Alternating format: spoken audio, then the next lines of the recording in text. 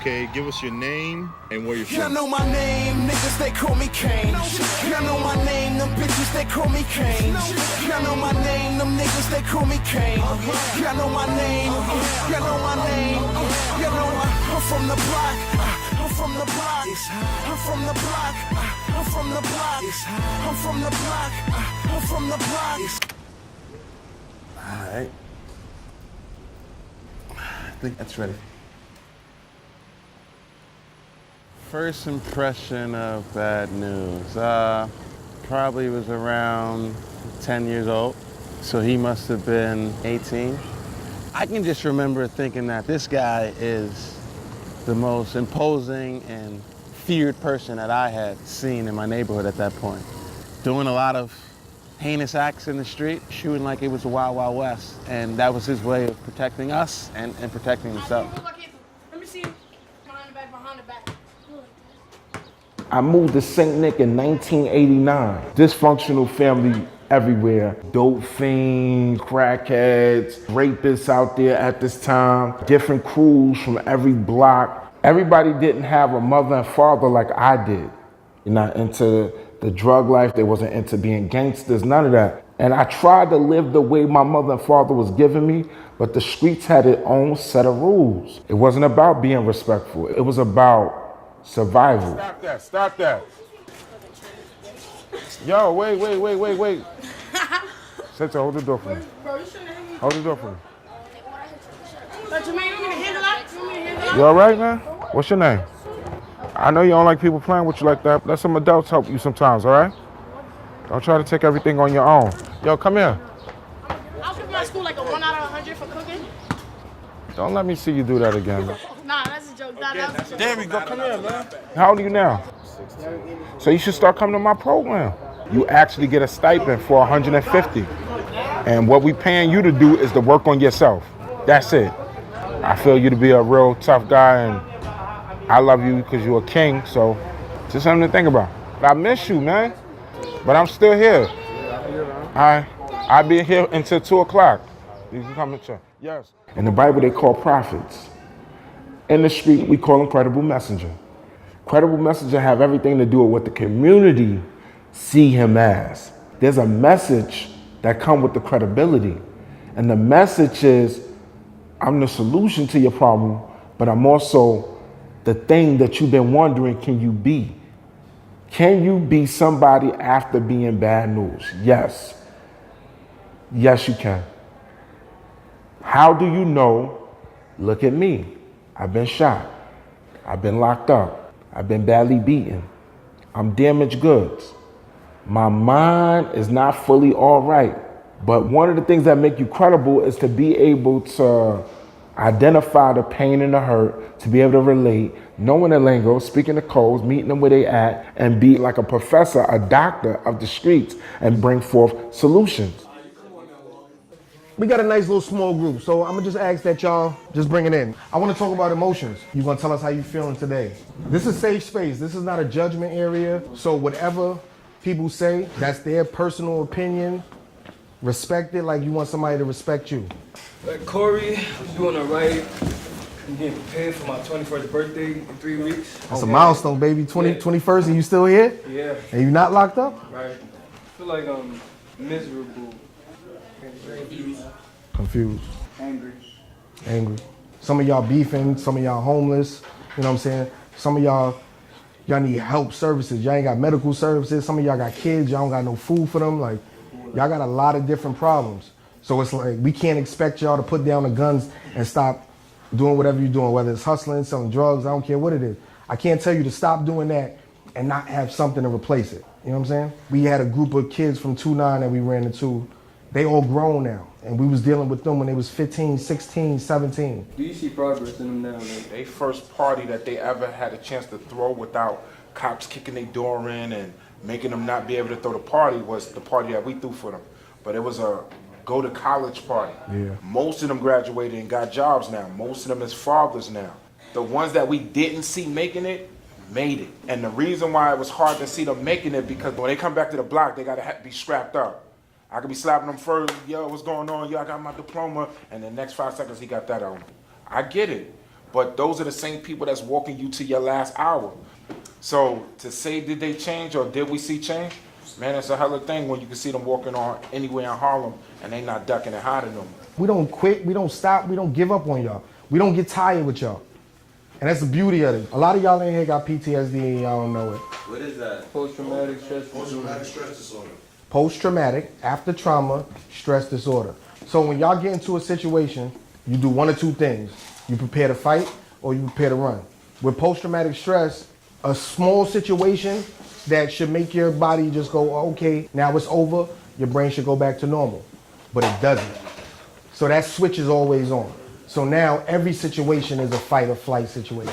A person from the hood can go someplace else and survive. You take somebody from Connecticut, you throw them in the projects and you see what happens. People lose their mind. People not used to walking over piss and shit every day. People not used to seeing crackheads doped out, fiended out, laying there butt ass naked. People not used to seeing people pulling out guns on people in the middle of the daytime. If you catch it early and it's treated, meaning if you got a therapist, somebody you can talk to, whether it's your boys, your family, somebody, your brain, like anything else, regenerates, it heals itself. How many of y'all cry? I don't cry. Like, regularly cry. Crying is your body's way of healing. So when we shut that down, it's toxic. You can break your body. As long as your mind is still good, you can heal. Once you break your mind, that's it.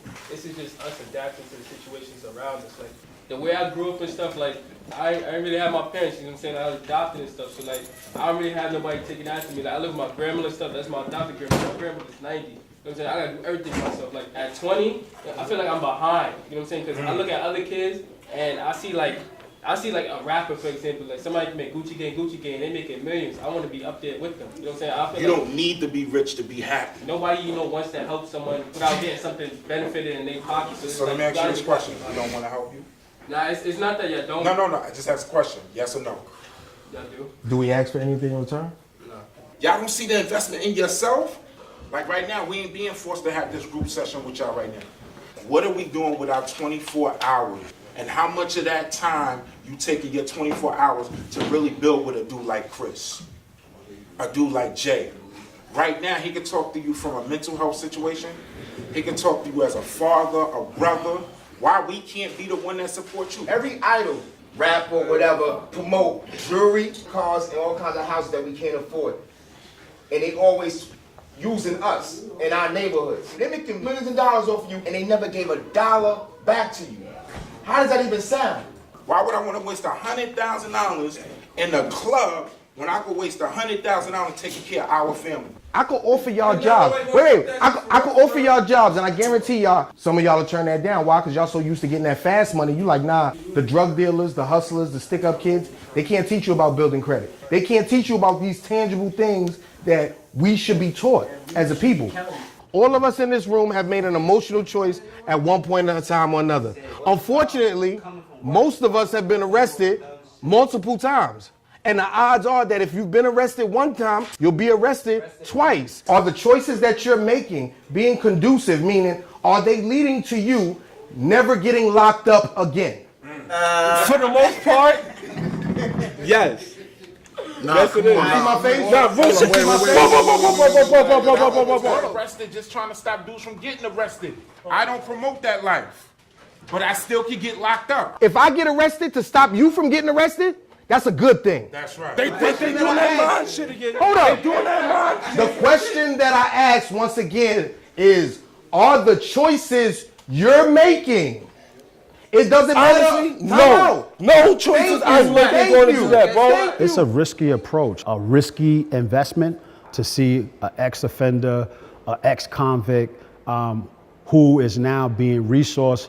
People will look at that and wonder, is this really the best option? But we have evidence that shows that sometimes these individuals with criminal histories can actually be the best mentor. If you could think of like one person who hurt you the most, would you forgive them? I forgive them just because I know it's going to hurt me. Most programs are mostly for guys. The name of my group is Sister Saving Souls. It's basically a group for young ladies to help bring back sisterhood, encourage each other, build a bond. Like, we come at each other so much, why not encourage each other, build each other up? Because the more of us together, it's like were more powerful. It'll be like a thank you and I forgive you, because thank you for what you did, even though it was real messed up.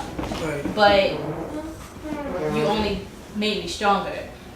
You know, I had to fight basically just to get to where I am now. And I forgive you, because somewhere down that line, somebody must have really hurt you bad for you to want to sit there and reflect that same pain on somebody else. I yearn for that love from a male because I didn't have my father. Yeah. Right. You feel me? So the stuff I went through is because he was absent. He didn't want to play that part. How can somebody not want to claim you as their daughter? How can somebody not take pride in you being a daughter? And I hear that so much even in here. I'm so serious. I hear that all the time from Beloved. He was like, I would love for you to be my daughter. Right. Like, and so I'm like, that's so crazy, because the one who helped give me life can't even say that herself. So it's like when I do see older men with their children, like with Jay and his daughter, and Beloved with his daughter, you know, I get happy. Like, that makes you want to open up to that person, because it's like, damn, like, I didn't have this growing up. Right. You feel me? So you able to give that person some type of respect, because like your daughters is blessed because they have that. You feel me? So you have something I never had. But we can share that person. Right. Because it's like they give that genuine love to you. Yeah. They give that fatherly love to you. Everything she's saying, I'm just saying there like, yes, I understand. Like, this is what I I'm get trying it. to say. Like, we all understand. Like, we Like, all it's experience the crazy, same yeah. thing, and that's why like we gotta be there for each other. Growing up without a mother figure and a father figure, and having to teach yourself everything. Of course, me making mistakes, I had to make them, because nobody was gonna sit there to take my hand. So I think a lot of my relationships now, they just bad because of the relationship I didn't get to build with my mom and just having a dad. And then I don't blame myself. I don't blame like, oh, I do this because I don't have to. No, it's I'm gonna struggle more because I don't have the mother figure. And the reason why you going through those relationships is because you know how to love and you know how to treat people, and you want that in return. But that love and all that dedication that you got, take time and put that into you. Take time for your heart to heal. Like, focus on you. Like, you pretty, you smart, you going to college, you gonna be alright. No matter how much I may want to give up in my head, I still get up and fight. Knowing that, you know, I have a support system, even though they're not blood. You could create what you didn't have. You could create that here with your sisters. You gonna be alright. You got a good head on your shoulders. Like, you can tell that you love hard, but you gonna be alright. As long as you just stop sharing that love with the wrong people, you know, you're gonna be good. Jay, check in with us, my brother. Hey, how are you? So I'm the honorary man. That was Jay. This is like one of my fathers. Yes, that's allowed That's to get Vinny's into the group. dad. That's Minnie's dad. No other man is allowed in the group but Nope, me. but Jay.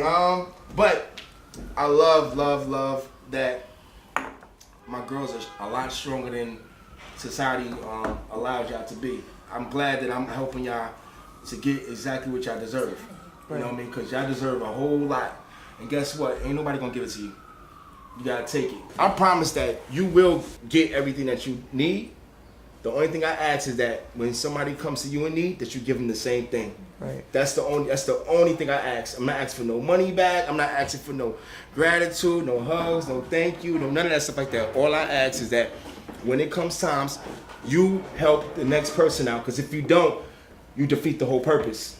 And I'll be setting up individually with each of y'all to find out what y'all need. You may want to know how to drive. So you let somebody know. You put in the paperwork. We look for the driving school. We pay for the permit, and guess what? You start learning how to drive. So you can drive me and my kids around. Right. You know what I'm saying? If you need training on something, look up what you need, come with the pricing, and we're gonna work it out. It is not shameful to go through any type of depression, sadness, mental health issue. You know what I mean? Speak up about that kind of stuff like that. We just lost a little sister that never got to be in our program at 11 years old, in Wagner. If no one speaks up, what happens is you become damaged goods before you start your life. In order to break those kind of cycles and curse, I want us to start from the very beginning, so y'all understand that y'all not the only one. Everybody in this group will share their story, and it will become one. We want that 11-year-old girl to read it and be like, you know what, my life is not that bad. I can make it because you made it. Because I made it. That's the whole purpose of it. We're gonna work on ourselves first, and then we're gonna sort of getting the necessary things in our life that we need in order to be self-sufficient. Then we're gonna come back and save everybody else. Ain't no other way to do it. You cannot save anybody without no boat. Can you look to the left and to the right and to the person that you love them? I love you.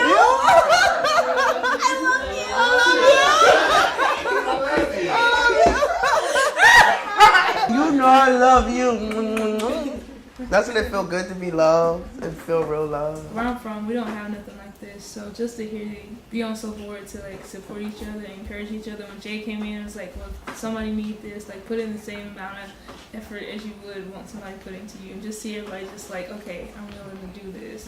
And black women in particular, like for each other, like I don't know.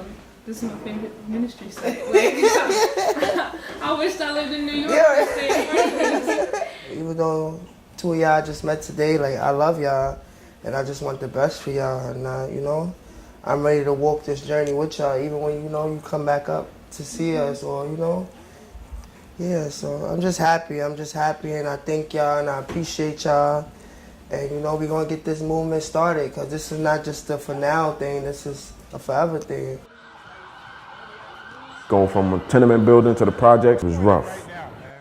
Give me a rock, I'll take on the best ball player y'all got. Like our first week there, a group of boys came up. There's about 8 of them. And they started asking questions. Where you from? I'm like, I'm from 40th. They start pounding us out. They hit me in my stomach with my skateboard, knocked the wind out of me. They pull a knife. And this is before I got the name Bad News. So I'm 4 years older than my brother. He was like 6 or 7. So you beating up babies.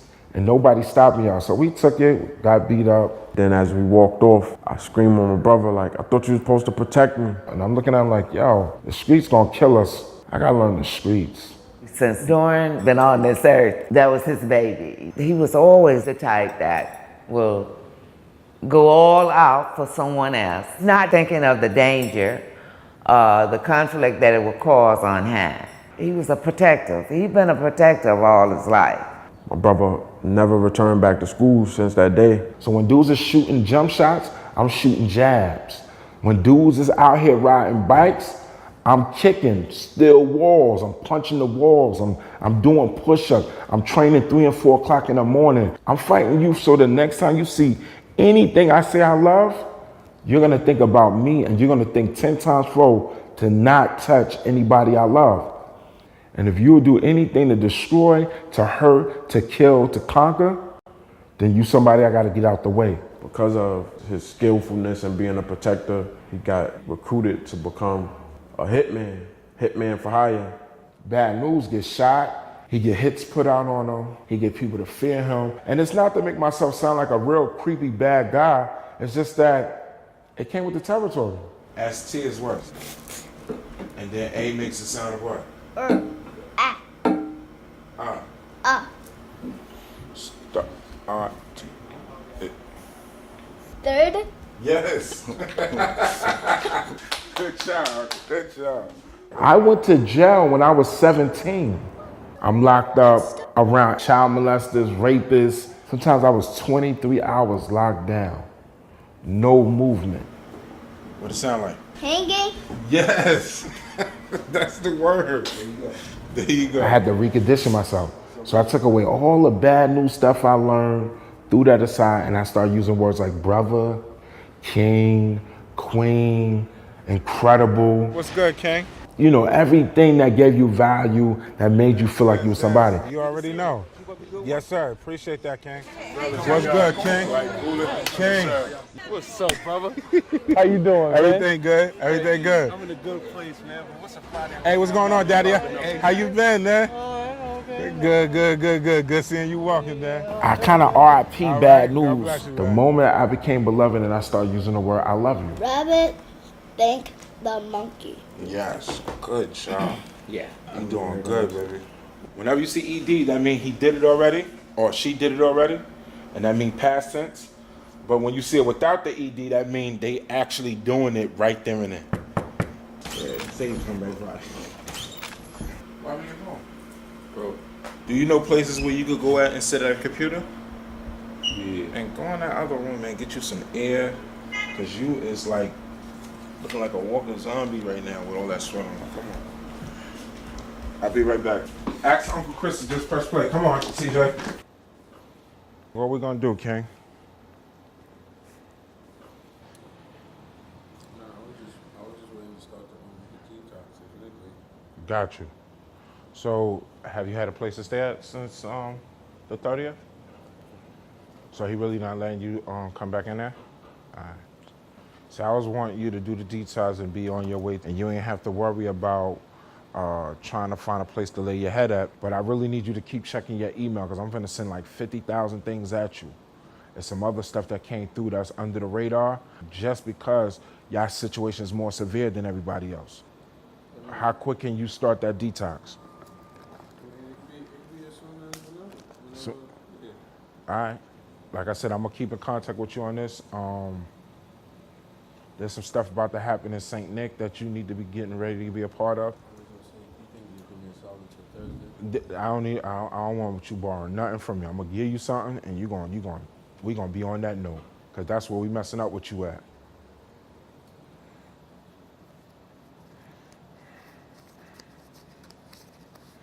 If anything, I'll probably go to the shelter tonight. Appreciate it. Mm-hmm. You said you probably go to the shelter tonight? Yeah. Where you stayed at last night? Nah, I was outside the whole night. So you ain't sleep nowhere?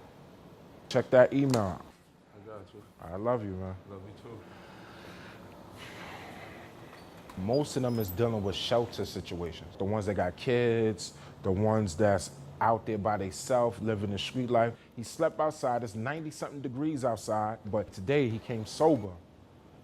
Any other time he smacked or he whatever, but he came sober and he really understands the realness that he got to deal with. But those are the type of people we don't count out. We don't give up on nobody. We're not going to just leave him to the wolves. We're going to keep working with him. And eventually, man, his time going to come where he going to make it stand up and he going to do his beloved change. You know what I'm saying? Give me some sugar. Yes. I can give you the bubble. Don't give me no bubble. Give me a kiss. Come on. People don't understand how hard it is to come back to the streets and disassociate yourself from a lifestyle that you've been doing. They kind of hate on it. I know it had to be hard because I even heard the chatters of people in the neighborhood. Oh, he thinks he's the savior, or he thinks he's the mayor of St. Nicholas Projects, and to go from the reputation that he had in the street to trying to change into something more positive is pretty frightening to some people in the streets because, as we all know, most people in the streets take kindness for weakness. The beef didn't stop because I got right. It was like I was an alien to my community. Because they looking for me to be scrapped. They looking for me to be having my drug. They looking for me to be a certain way. How old are you? 17. You signed up with the hub? I gotta bring my application. Oh, you still didn't? Being able to get my own place was real hard because one, I had 2 felons, right? 2, I didn't have no more history in the street showing that I can be somebody you could make a contract out with because I'm always going to jail. I ain't have no college degree, no GED, no high school diploma. I ain't had no job before. Is it next week? When the 13th? Yeah, next week, right? Yeah. You just gotta sign up. Yeah, how old are you? Man, y'all mad young and y'all out here, man. But I see y'all next week. Some of y'all, we gotta do some one-on-ones, y'all. How you been? Everything good. Hey, it is? Yes, sir. Yes, sir. All right. Always a pleasure. Yes, please, King. So I'm looking and I'm saying to myself, like, all right, so who gonna help me with this? How do I find help? I never looked for help before. Mo Diggs is good, King. One of the guys I raised ended up shooting me in my stomach. And then in the same year, the same guy shot me in this arm, and one in my back. What's good, Sean? Everything good? Supposed to be one of the NFL players, man, soon. And everybody like, yo, I know you're gonna revenge. I said, yo, I'm gonna tell you how whack my life is right now. This young man shot me, paralyzed me, put me in a wheelchair, got me a colonoscopy bag. I haven't thought about revenge at all. 11 DTs came in the hospital for me. And while they was in there, they didn't have a look in their eye like they really wanted to save my life. They had the look in their eyes like, yo, we know you gonna do what bad news do. We don't believe in that beloved crap, right? But when you do, just know we gonna lock you up forever. I got bullets in me for the rest of my life. My intestines had 23 holes. I don't even got the appetite to blaze or burn you. Like, I'm lost. And nobody, none of the gangsters can explain this to me. None of the so-called goons, nobody's able to explain this. And this is when I start knowing that my doctrine is my doctrine. And this is where I start getting my story together. The fact that I literally seen a guy go from shooting guns at people to going to jail, rehabilitating himself, and coming out on the opposite end of the spectrum really gave me a vision. We need to show this to everyone. All right, you ready? Rolling. The guy who shot Beloved is in the neighborhood every day, and they have a rapport that I can't even understand. It was really inspiring, and I thought, man, if we could show the world this, we'd all be able to unite and come together much easier. Bad news. Man, you know I ain't gonna put my DA in on that. And I don't play with things.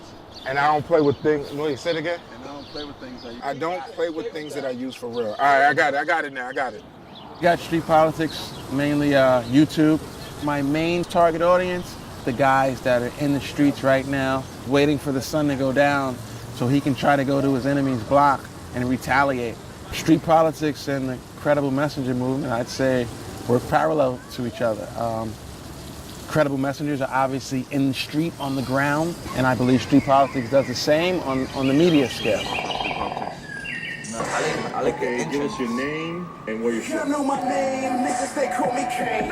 When you doing all these different scenes and you making people have to remember when they got raped, when they got robbed, when they sold drugs, when they got shot, and all these different things, you bringing out the part of the trauma, you bringing the part of them dealing with mental health, but you also bringing out a talking piece.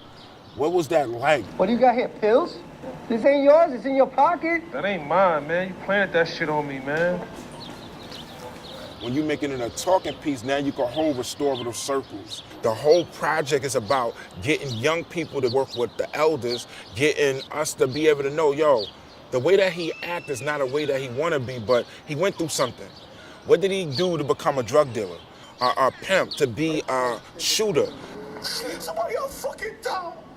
Somebody got fucking die. They got light, baby. Niggas out here running. How you doing? Huh? I said, how you doing? Good. Good. I'm ready for first grade. Third grade? I know first grade. What you mean first grade? What grade you in? Kindergarten. After kindergarten, I need to go to first grade. This whole time I thought you was in the third grade. You carry yourself pretty maturely, you know that? How did grandma die? Which grandma? That cat grandma right there. That's a good question. He got killed, and that boy and that boy and that boy graduated, and him got died. Why they died? How they died? And this one got shot when he was graduated. This one got shot. This one, everybody got shot. She didn't actually get shot. Her name is Sandra Bland. That one. Mike Brown. Police officer opened fire on this young man with his back turned. And then he died? Yes. But why? Hate. Hate? Hate. And that's why I stand here today and I tell you to be encouraged, be awesome, be great, and be loved. Are you smart? Yes, you are very smart. How? Be smart, be strong. Love? God designed you that way, to be intelligent. He blessed your brain. He stimulated your mind, that you're asking good questions. A lot of other people walk past this board and don't ask no questions.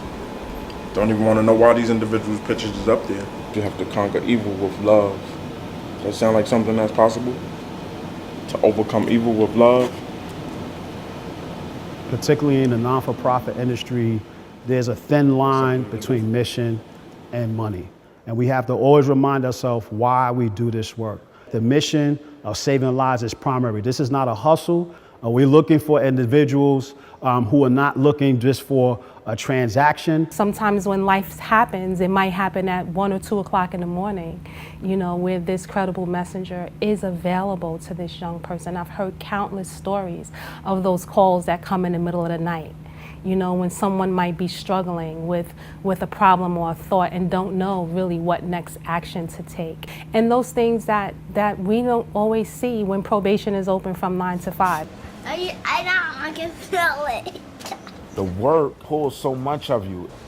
I'm called to be on deck 24/7. We tried to see how we could have days off, and even on our days off, we still gotta work just so we can keep what we already got going in order. Go, go, go, go. Break it down. Break it down. Break it down. I'm living with my mother right now because we just lost our place, and I got 4 kids and a fiance. I love that face. I know you do. Sometimes when I'm talking to some of these young people, it's a reflection of what I'm going through because I don't really have a shelter. I'm homeless. Right now, we had to spread our family out due to living conditions and situations. That drink spilled right on my shirt, see? I'm gonna dry off. Sacrificing my sleep, time for my family. I be wanting to go on vacations, be married. That's expensive. You can drink your water. I have thought about doing other things so that I could be able to be financially right. But I know I need more. I need something that can feed my spirit. Our loved ones need to have a protection that could be on for a lifetime. You could give me all the money in the world. If I don't have that relationship, nothing's going to get done. The one key thing that we know that work is love. Our people need extra, extra love. This presents a new paradigm for reentry, where you now are allowing individuals who are coming back into the community once labeled with shame, without opportunity, but now giving them a missional pathway to self-sufficiency, to become community leaders. And so this is now becoming an actual viable position, a role, a community leader. This is a new paradigm for social work, for counselors, because they do all that without the credentials. Where else will you find individuals doing 24/7 high impact, high crisis intervention work? The main thing that's going to sustain this work is that the people that have a mission, they're not going to stop. They're not going to stop. And so it's not predicated on the dollars that we receive, it's predicated on the mission and the opportunity to serve. Who wants to help me on my paper for school? And what's the class you're trying to apply for? Credible messenger class where you get 16 college credits and you can use that towards your degree. I want to be a nurse, but I have to write an essay. Talk about the Mokiba project. What you mean you don't know how to start it off? Saving souls. Are you doing graveyard shift? Are you chasing that bread for real? What's your goal? What's your goal? 20,000 for the summer, move out, have my own place. Got good support? Myself. Now you saw a lot of people do a lot of things in history. Did they do it by themselves or they did it with a support? I believe by themselves. Martin Luther King didn't do it by himself. Jay-Z didn't. I'm naming people that's really people that we look up to. Majority of times it's people wanting something better for your life, better than you do. That's not the point right now we're talking about. We're talking about you got your mind in the right set, you got it set right and all that. My only thing is, how are you doing with the support part? Because we tried that, taking on the world by ourselves, and I started doing some strange things to make that money, to get the own apartment, to get the vehicle. And next thing I know, landed myself in the prison system to where everything I thought I was working to take care of was getting taken care of without me out the picture. And it landed me in some dark places. But with the support of my family, I was able to keep my mind sane and work my way out. But I'm inspired by hearing your ambition and how you want to push forward. Like my family haven't done anything for me besides let me, you know what I'm saying, live there for the little time I did, which was, not very comfortable, setting that I was just living in. So the world is not nice. If you keep believing that, you're just gonna be taken advantage of. Like when I was starving a couple of months ago, who had my back? Did anybody get me? Nah. At the end of the day, why am I searching for, some love or something from somebody that I don't need it? All you need is money. I understand you, and I understand that you have been disappointed by people and that you don't trust people because you went to them when you needed them and they let you down. I only say stuff like that because you want to understand how I think. Nobody understands, where I come from. Nobody understands, why I, do certain things I do. Just on the fact that I'm Kenny. So at the end of the day, you would never know what it is to be in my shoes. My story could be worse than yours. You're right. There's such a thing as universal spiritual law and universal law. Now, all right, so our planet works on physics regardless of the kind of life we've lived. All I'm saying is you're going to get to a point, you're going to have that 20,000. You're going to have someone to trust to invest it if you want it to grow. You're going to have to trust someone at some point. All we're saying is when you get to the point when you are stuck and there's knowledge that you don't have, that you can't attain, all we're saying is open yourself to trusting someone at that point. If you can't do it now, you never know. No, I'm just saying you never know, and no, we're here for you is all no, I'm saying. You have to think about that criteria of trust. Credible messengers have a tremendous impact in changing the system because they're able to reach our young people in a way that other government entities, especially the ones in the justice system, can't. It's new to the Department of Probation as of about 3 years ago. There's always been people who've had a certain lived experience that take on the mentoring of the younger generation. And so we're just honestly tapping onto that human capital that exists already, investing in it, and making sure that people who are doing this work don't do it just for free anymore and actually can get paid for it. We just had an evaluation done that compared two groups that were statistically similar, right? And found that the young people who participated between the ages of 16 and 24 had 69% lower felony reconviction rates than the comparison group in the first year of being on probation. And that large reduction held true in the second year with 57% reduction in felony reconvictions. So we're thrilled. That's an unprecedented finding. It's something we knew anecdotally from seeing the program work, et cetera, but to have it actually be an evidence-based practice now is just phenomenal. The conditions in our community are systemic, and it's going to take generations to penetrate and continue. It's going to be a constant struggle. And so we take that very seriously in terms of the time frame for community transformation. We welcome all type of support and collaboration as we look at alternatives to incarceration. But if it's going to be true lasting change, it has to be from the community and by the community. I feel like what makes me credible is like the journey I've walked throughout life, and I'm able to own it and share that story with other females. Like, I understand what it is to be raped. I understand what it is to have to sleep on the streets. If I erase all those things, right, even though they hurt, would I still be the same person I am today? I'm sorry. Would I still be as strong as I am today? We hate our past, but it's what makes us who we are. It helps us help others because we go through all that we go through, and then it's that one person that you meet that you could sit and you could share your pain with, who doesn't have to go through that same pain, and you can let them know that it's gonna be okay, that you have somebody now who's gonna walk this journey with you, and that's why I'm always here for them.